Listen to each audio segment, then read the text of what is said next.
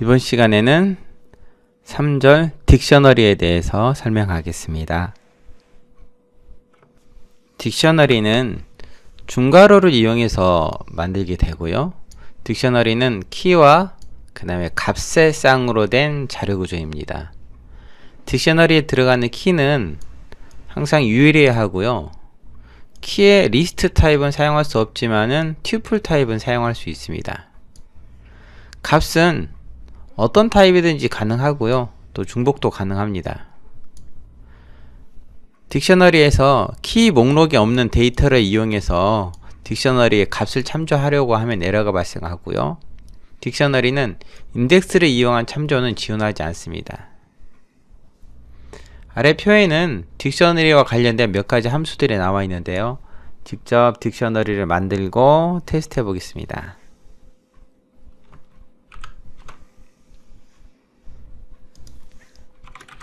딕셔너리는 중괄호를 이용해서 만든다고 했어요. 이렇게 처음과 끝에 중괄호가 있고요. 그리고 항목들은 키와 밸류가 쌍으로 이루어져 있어요. 구분자는 콜론이고요. 이런 키밸류 값들이 여러 개 나열되어 있는 것, 이런 구조를 딕셔너리라고 부릅니다.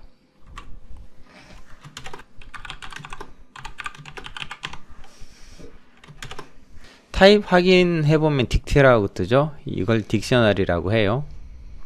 딕셔너리에서는 get이라는 함수를 이용해서 키를 이용해서 값을 얻을 수 있습니다.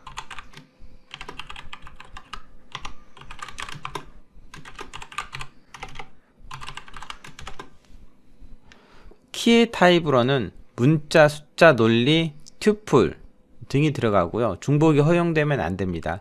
리스트 타입은 들어갈 수가 없고요. 값은 모든 타입이 가능하며 중복 또한 가능하죠. 먼저 제가 오른쪽에 미리 작성해 놓았던 코드를 통해서 mydict1이라는 딕셔너리 하나 만들어 보겠습니다. mydict1요. 여기에는 키가 숫자로도 사용됐고요. 그 다음에 문자로도 사용됐죠. 숫자든 문자든 가능합니다. 물론 mydict1에 1이라는 키로 값을 얻어올 수가 있고요. 그런데 딕셔너리는 키의 중복이 허용된다고 하지 않았잖아요. 이 경우 이거 보시면은 1이라는 숫자 값이 키로 사용된 것, 그 다음에 true라는 논리 값이 키로 사용된 것이 있습니다. 이걸 이용해서 딕셔너리를 만들어 볼게요. 그리고 mydict2를 출력하면은 출력 결과는 자, 뭐만 나오죠? 네, 월드라는 값을 가진 것만 나옵니다. true는 아시겠지만 정수값으로 변환하면 1이 되고요. 그래서 1과 true는 딕셔너리에서는 같은 키로 간주하기 때문에 나중에 추가된 키와 값이 남고요. 이전에 입력되었던 키와 값은 사라지게 되는 것이죠. 물론 true하고 1은 같은 값으로 간주가 되기 때문에 true가 1로 키 값으로 들어가게 되는 거죠. 이번에는 false 값을 한번 넣어보죠.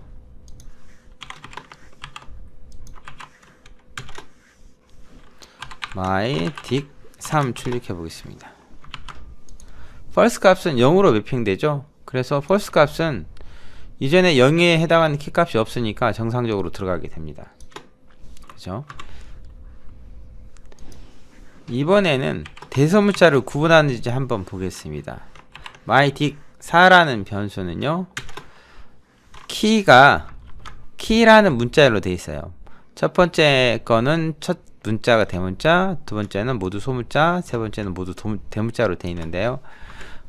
뜻보기에는 같은 단어로 보이지만은 파이썬은 대소문자로 구분한다고 했죠. 그래서 문자의 경우에 대소문자가 구분돼서 키로 사용될 수 있다라는 것입니다. 딕셔너리에는 새로운 항목을 추가할 수 있어요. 예를 들면은 my favorite라는 딕셔너리를 가지고 다시 해보죠. 여기에 my favorite에 fruit에는 원래 이 값은 얼마였냐면 애플이었죠. 애플이나 값이었는데 여기에 다른 값을 매핑시켜 보면요, 다른 값으로 변하게 되죠. 원래는 애플이었는데 바나나로 바꿔서 바나나 값이 출력되는 것입니다. 이렇게 키를 이용해서 값을 재할당할 수 있어요. 만약에 없는 키를 이용한다. 그리고 여기 어떤 값을 할당한다 라고 하면요, 에러 나지 않죠. 키가 존재하지 않는 걸 가지고 할당하면 새로운 키가 추가가 됩니다. 딕셔너리는 어펜드를 지원하지 않아요. 예를 들면은 나는 키가 넘버고 값이 1인 걸 넣고 싶어요 라고 하면 이런 속성은 없어요 라는 에러 메시지가 발생합니다. 넘버뿐만 아니라 익스텐드도 존재하지 않고 인서트도 존재하지 않죠. my favorite extend 이렇게 요것도 에러 나고요. 인서트도 진화하지 않습니다. 오직 새로운 키 밸류 값을 추가하려면은 대괄호와 할당문을 이용한다는 것이죠. 이번에는 딕셔너리에서 요소를 삭제해 보겠습니다. my favorite가 이런 값을 가지고 있죠. 요소를 삭제하기 위해서는 대를 이용하면 됩니다. my favorite에서 del하고 키를 지정하면은 이렇게 해당하는 키를 갖는 키밸류 쌍이 사라지게 되는 거죠. 리스트에서 봤던 팝이라는 함수도 사용할 수 있어요. my favorite.pop. 팝의 경우에는 키를 지정해야 됩니다. 키를 지정하지 않고 실행시키면 이렇게 딕셔너리가 가지고 있는 팝이라는 함수는 적어도 한 개의 인수를 필요로 해요 라고 나오죠. 딕셔너리는 키를 반드시 지정해야 해당 키의 값을 반환하고 그 키밸류 쌍을 삭제하는 거죠. 이렇게요.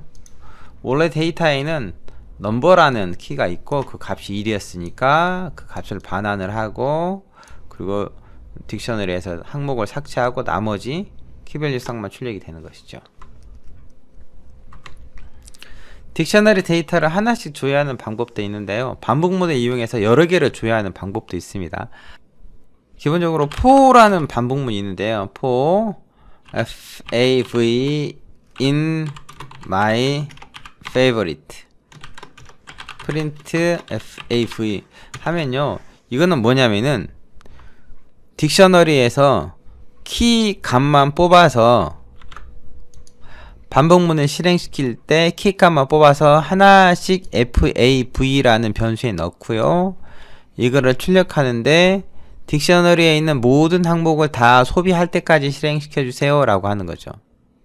그러면 이렇게 딕셔너리가 가지고 있는 키들만 출력이 되는 거죠.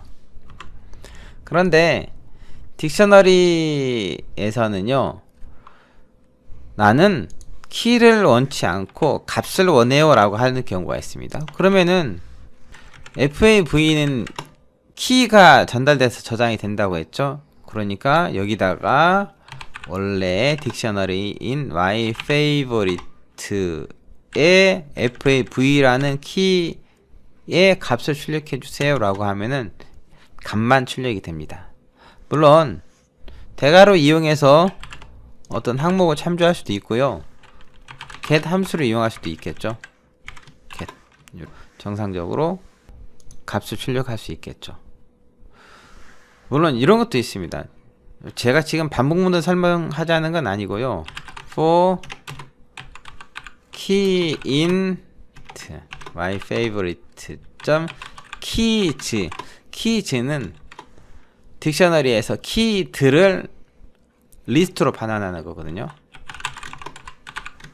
요렇게. 그러니까